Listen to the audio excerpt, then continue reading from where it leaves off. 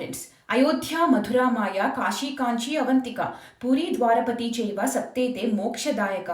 హిందువులకు మోక్ష స్థలాలలో మొదటి 4 3 స్థలాలు ఔరంగజేబ్, ఢిల్లీ సుల్తానేట్ లాంటి మతోన్మాదులు నాశనం చేశారు. వాటిని తిరిగి సాధించుకోవడం మన ప్రథమ కర్తవ్యం కదా.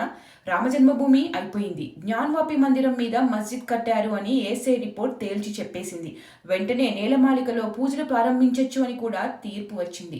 మరి శ్రీకృష్ణ జన్మస్థలం మధుర సంగతి ఏంటి? SI has confirmed the existence of temple at the place. In fact, they have disclosed details in RTI. ASI has affirmed Aurangzeb's role in demolishing Khatra Keshav Das temple. ఏం జరుగుతుంది అక్కడ కూడా? మందిరం మీద ఔరంగజేబ్ కూల్ చేసి షాహీ ఈద్గా మాస్క్ కట్టాడు అని ASA report తేల్చి చెప్పింది. అయోధ్య అయిపోయింది, కాశీ మధుర అపి బాకీ హై అని ఎందుకు అంటున్నారు? అసలు ఏంటి వివాదం? ఉత్తరప్రదేశ్లో యమునా నది తీరాన మధురా నగరం ఉంది. మధుర శ్రీకృష్ణుడి జన్మస్థలం అందరికీ తెలిసిందే. శ్రీకృష్ణుడు కంసుడి కారాగృహంలో జన్మించాడు. ఈ కారాగృహం చుట్టూ శ్రీకృష్ణుడి ముని మనువడు వజ్రనాభుడు కట్రా కేశవదేవ మందిరాన్ని 6వ శతాబ్దంలో కట్టించాడు. 6వ శతాబ్దంలోనే కట్టించాడు అని ఎలా చెప్తున్నావు అని మీరు అడగవచ్చు. చెప్పడానికి రుజువులు కూడా ఉన్నాయి. తవ్వకాలు పురావస్తు శాఖ సర్వే చేసినప్పుడు అక్కడ 6th సెంచరీకి 6వ శతాబ్దంకి సంబంధించిన శిల్పాలు అన్నీ ఉన్నాయని నిర్ధారించారు.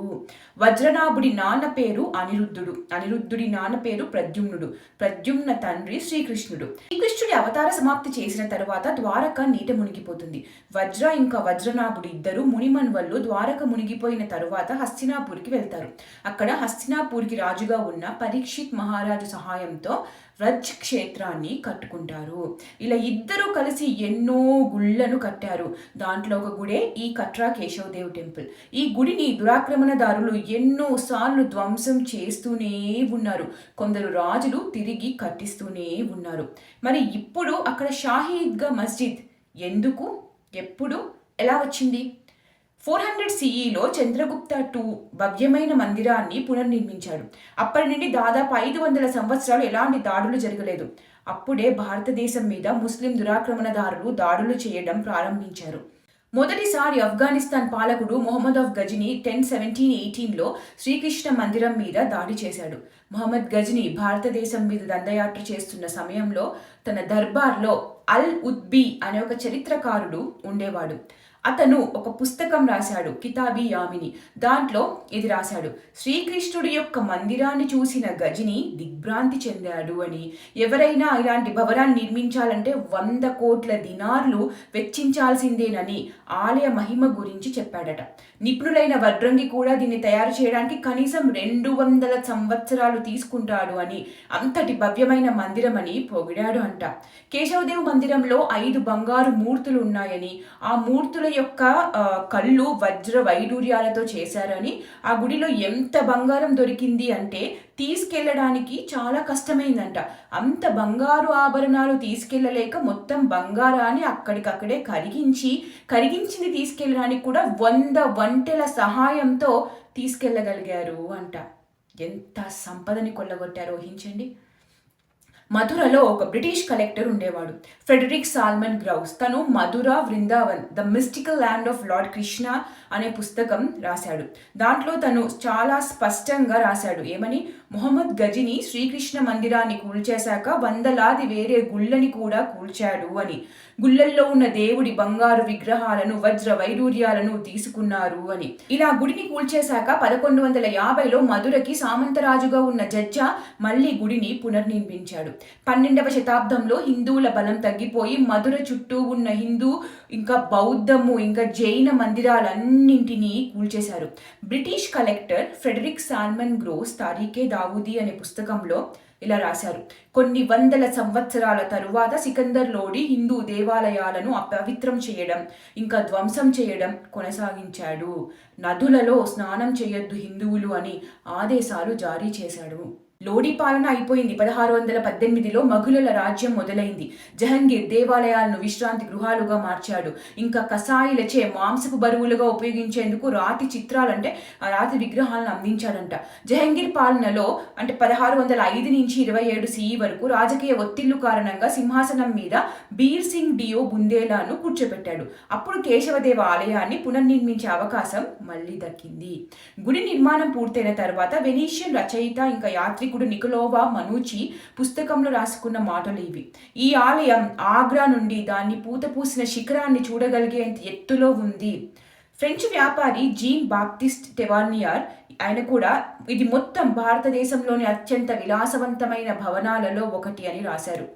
మధ్య ఆసియా యాత్రికుడు మొహమ్మద్ బల్హి ఈ ఆలయాన్ని సందర్శించి 100 గజాల కంటే ఎక్కువ ఎత్తు మరియు 6 గజాల ఎత్తులో నల్లరాతి విగ్రహంతో దీనిని వర్ణించాడు. 2 తరాల తర్వాత మొఘల్ రాజు ఔరంగజేబ్ 1665లో యమునా నది ఒడ్డున హోలీ మరియు దీపావళి వేడుకలు ఇంకా చనిపోయిన వారి దహనాలను నిషేధించాడు. 1669లో అతని హిందూ పాఠశాలలు ఇంకా దేవాలయాలను కూల్చివేయడానికి ఉత్తర్వును జారీ చేశాడు. 1670లో కేశవదేవ ఆలయాన్ని ధ్వంసం చేయాలని ప్రత్యేకంగా ఆదేశాలు జారీ చేశాడు. 1670 జనవరి 27న కేశవదేవ ఆలయం విధ్వంసం జరిగినట్లు క్రానికల్ సఖీ ముస్తయిద్ ఖాన్ పుస్తకం మాసిరి అలంగిరిలో నమోదు చేశాడు. ఈ బలమైన అవిశ్వాసం యొక్క పునాది నాశనం చేయబడింది అని, దాని స్థలంలోకి ఎత్తైన మసీదును ఖర్చు చేసి నిర్మించబడింది అని, ఆ గుడి నుండి తెచ్చిన పెద్దవి మరియు చిన్న చిన్న మూర్తులు ఆభరణాలతో అమర్చబడినవి ఆగ్రాకు తీసుకువచ్చి నిరంతరం తొక్కడం కోసం బేగం సాహిబా యొక్క మసీదు మెట్ల కింద పాతిపెట్టబడ్డాయి అని రాశాడు. James Ferguson history of Indian and eastern architecture అనే పుస్తకంలో శ్రీకృష్ణ జన్మస్థలంలో ఉన్న గుడిని కూల్చేసి దాని మీదే మస్జిద్ కట్టించాడు ఔరంగజేబ్. దానివల్ల హిందువులు దేవుడు అని నమ్మే స్థలంలో ముస్లిమ్స్ నమాజ్ చేస్తున్నారు అని రాశాడు. 1670లో ఔరంగజేబ్ ఆ షాహీ ఈద్గా మస్జిద్లో నమాజ్ కూడా చేశాడు అని రాశాడు. ఆర్కియలాజికల్ సర్వే ఆఫ్ ఇండియా వ్యవస్థాపక డైరెక్టర్ జనరల్ అలెగ్జాండర్ కనింగ్హమ్ మథురలో అనేక సర్వేలు చేశారు మరియు పేవ్మెంట్ పై అంటే మధురలోని జమా మస్జిద్ వద్ద అనేక స్లాబ్లను పరిశీలించారు. వాటిలో కొన్ని తేదీలు ఇంకా ఇతర నగరీ శాసనాలు ఉన్నాయి. అతను ఏం చెప్పాడంటే ఔరంగజేబ్ పాలించే సమయానికి అక్కడ అతి పెద్ద హిందూ దేవాలయం ఉండేది అని. సో మనం మాట్లాడుకునే షాహీ ఈద్గా మస్జిద్ అప్పటి శ్రీకృష్ణుడి గర్భగుడిలోనే ఉంది. 100 సంవత్సరాల తర్వాత మరాఠా శక్తి క్షీణిస్తున్న సమయంలో మొఘల్ సామ్రాజ్యం ఆగ్రా మరియు మధురను స్వాధీనం చేసుకుంది. 1770లో మొత్తం కత్రా కేశవదేవ ప్రాంతాన్ని ప్రభుత్వ భూమిగా ప్రకటించింది. 1803లో ఈస్ట్ ఇండియన్ కంపెనీ చేతిలో మరాఠాలు ఓడిపోయినప్పుడు ప్రభుత్వ భూమిగానే మళ్ళీ అది కొనసాగింది. సో 1815లో ఈ భూమిని వేలం వేస్తే 13.37 ఎకరాల భూమిని వారణాసి రాజా పట్నిమల్ కొనుగోలు చేశారు. అది అలా నెక్స్ట్ తరానికి చెందుతూ వచ్చింది. 1935లో కొందరు ముస్లిమ్స్ రాయ్ కృష్ణ దాస్ ఈయన రాజా పట్నిమల్కి వారసుడు ఈ భూమి యజమాని కాదు అని కోర్టులో కేసు వేశారు. 1935 అలహాబాద్ హైకోర్టు భూమి రాయ్ కృష్ణ దాస్దే అని తీర్పు ఇచ్చింది. 1943లో మదన్ మోహన్ మాల్వియా, గోస్వామి గణేష్ దత్, ఖేన్ ఖల్జీ జుగల్ కిషోర్ బిర్లాకి అమ్మేశారు. జుగల్ కిషోర్ బిర్లా ఒక పారిశ్రామికవేత్త. ఈయనే 1951లో శ్రీకృష్ణ జన్మభూమిలో గుడిని కట్టాలి అని శ్రీకృష్ణ భూమి ట్రస్ట్ని స్థాపించారు. 21 ఫిబ్రవరి 1951న శ్రీకృష్ణ జన్మస్థాన్ సేవా సంస్థాన్గా పేరుని రిజిస్టర్ చేశారు. అక్టోబర్ 1953లో జయదయాల్ దాల్మియా బిర్లా కలిసి శ్రీకృష్ణుడి గుడి కట్టడం ప్రారంభించారు. 1983కి కట్టడం పూర్తయి ఇప్పుడు ప్రస్తుతం మనం చూసే కట్రా కేశవదేవ్ మందిరం పూర్తి అయ్యింది. ఈ కట్టడం పూర్తయ్యే వరకు జయదయాల్ దాల్మియా కొడుకు విష్ణుహరి దాల్మియా, ఆయన కొడుకు అనురాగ్ దాల్మియా పర్యవేక్షిస్తూ ఉన్నారు.